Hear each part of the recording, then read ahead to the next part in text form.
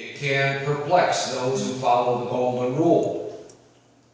The world's faiths share a message of welcoming the stranger, but helping may, we know, lead to a variety of outcomes. When it works out well, you end up smiling. You value a person you met. There is a spring in your step as you leave. There's a mutual appreciation society that develops. But help can also lead to trouble. Someone we do not know could take advantage of us. And I think of Peter Gold, the Tulane student, who was attacked when he tried to help a woman who was being kidnapped.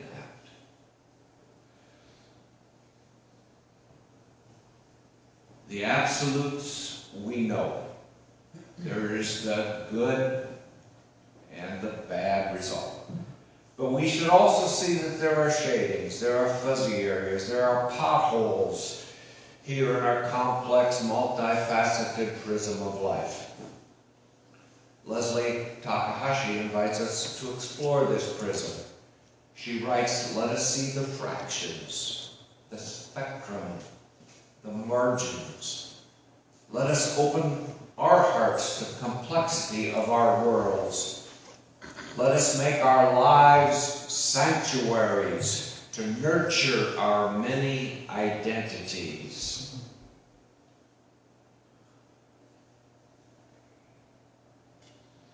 That last line holds an interesting shift.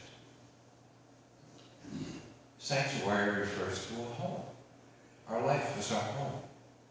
But I see here a metaphysical home, not bricks and mortars.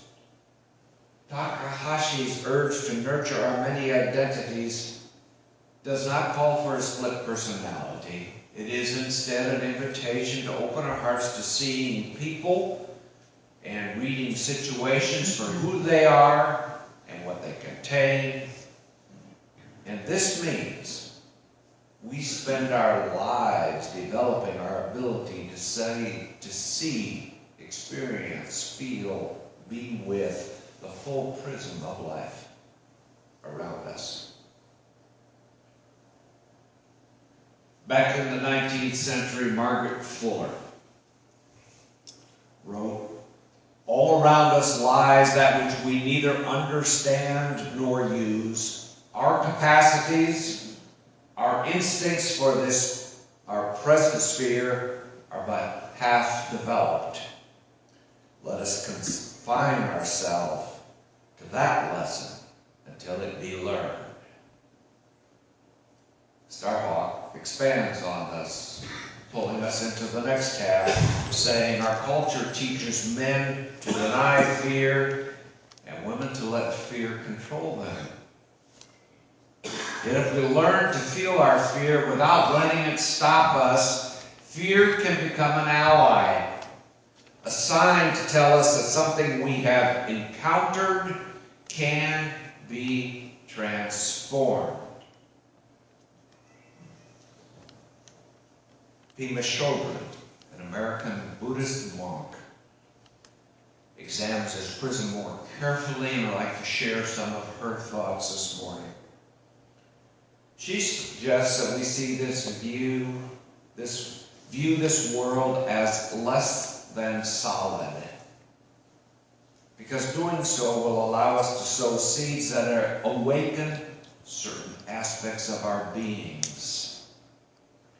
These aspects of our being coincide well with Takahashi's mention of our many identities, aspects of being, many identities inside of us. For this is how we can begin to better understand our prism of life. It's complex here. It's certainly complex out there. And this is where we look again at today's question: how do we reconcile the wish to be helpful with the need to be safe? From the half-developed instincts of Fuller, the transformation encouraged by Starhawk, and a world less than solid mentioned by children, we see, I believe, that the most important word in this question is not helpful, nor is it safe. The most important word here is reconcile. For reconciling is what we do. So Children says, the path of life includes all experiences, both serene and chaotic. When things are going well, we feel good. We delight in the beauty of the light reflecting off the floor. There's some sense of appreciation. But when the fire alarm rings and confusion erupts, we feel irritated and upset. It's all opportunity for practice. There is no interruption. We would like to believe that when things are still and calm, that's the real stuff, and when things are messy, confused, and chaotic, we've done something wrong, or someone else has. This is tricky business. What's the difference between seeing that harm has been done and blaming? Perhaps it is that rather than point the finger of blame, and I add here at myself or some other, we raise questions like, how can I communicate? How can I help the harm that has been done unravel itself?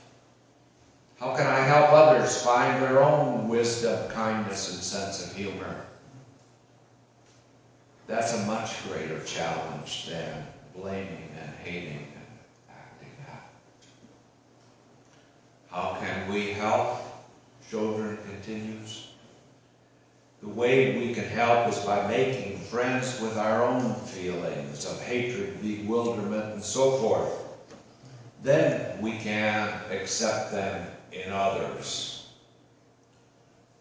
With this practice, you begin to realize that you're capable of playing all parts. It's not just them, it's us and them.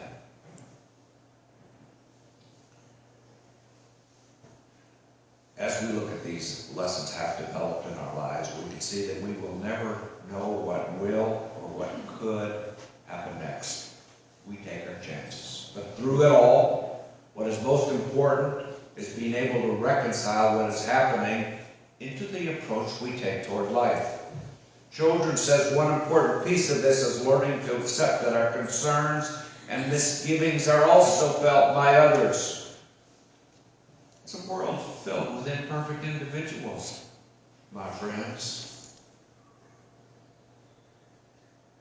You may have heard me say, I see life as a flow. That flow relates directly to this entire path of reconciling life events with each new incident that we experience. There is a tendency to fixate on one event, a single event, and to do so day after day after day, experience after experience after experience. But we also have a capacity to see each event as just becoming part of the flow of life. And this can lead us to reconcile with the flow rather than each event. A step that allows us to move beyond being halfway there toward a more full awareness, or as children and our Buddhist companions would say, toward enlightenment. As for helping and our safety, I do not know, and I really cannot know. In the world situation, I pray for forgiveness, for change, and if it takes more, for the opportunity to be successful in the effort against ISIS. When it comes to the individual, Dr. DeB Gold, I pray for his recovery, but I know that whatever in his revised life that will be a result of this, he will have to reconcile should life be extended to him, and it sounds like it will be.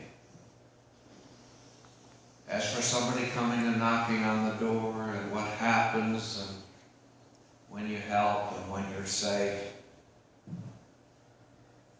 it's always in flux. How do we know? We can make rules. Sometimes we violate our own rules, do we not? We can try. I can try. We can try. And what we do may or may not work. Whatever the result may be for us here in this charismatic world in which we live, we will continue to develop our ability to reconcile ourselves with the whole of our lives through all its divergent, fractured parts. Although results are enigmatic, we can move together. It's one of the advantages of community. Move together in the spirit of love, faith, and community to address not only the individual items, but also the entirety of our life. And in this community, we focus on an expansive journey, knowing that when we fail, we will forgive ourselves and each other and begin again in love. Jackie Clement, a UU minister in Illinois, has written this little story I want to share with you. Last summer, my husband John and I were canoeing in New Hampshire. At the end of the trip around the lake, I climbed out of the canoe first, had 1 foot in the lake and 1 foot in the canoe. That's when things went wrong. While taking my foot out of the canoe, I caught my heel on the edge. Losing my balance, I instinctively reached for the most solid thing within my grasp, the canoe. There are times when grabbing on to what appears most solid and stable is exactly the wrong thing to do. When I resurfaced, I found my husband sitting in 1.5 feet of water, fishing for his glasses on the lake bottom. In my attempt to save myself, I took an innocent bystander down as well. I tell this story not to demonstrate my lack of boating expertise, but to say that I understand the emotional impetus to grab onto what seems most stable and solid when the world is tipping us off our feet. In religious terms, we might say we are driven to hold ever more tightly to our beliefs when we are under stress. Like grabbing a canoe for stability. Depending on belief that keeps us from going under is to grasp at the wrong thing. It's not our belief that we need to hold on to, but our faith. Though the two are often meant to mean the same thing, there is a subtle and critical difference. Faith is a deep-seated confidence, vital to our very existence. Belief is only what we think is true, though we wouldn't stake our lives on it. Faith leaves room for mystery. Belief does not. As Albert Einstein wrote in his personal credo, the most beautiful emotion we can experience is the mysterious. Sometimes what seems most solid and stable is only an illusion of stability. Things that appear more ethereal, that may seem to be the toughest to grasp, are, in fact, the most stable and secure. Love, faith, and community may seem to be intangible things, but if nurtured, they can serve as the very bedrock of our lives. Beliefs can fall away. But the things that seem most insubstantial, perhaps because they can be the hardest to come by, have the greatest worth and provide the steadiest base. May the love in your hearts find love in the hearts of those around you. you help to make it so?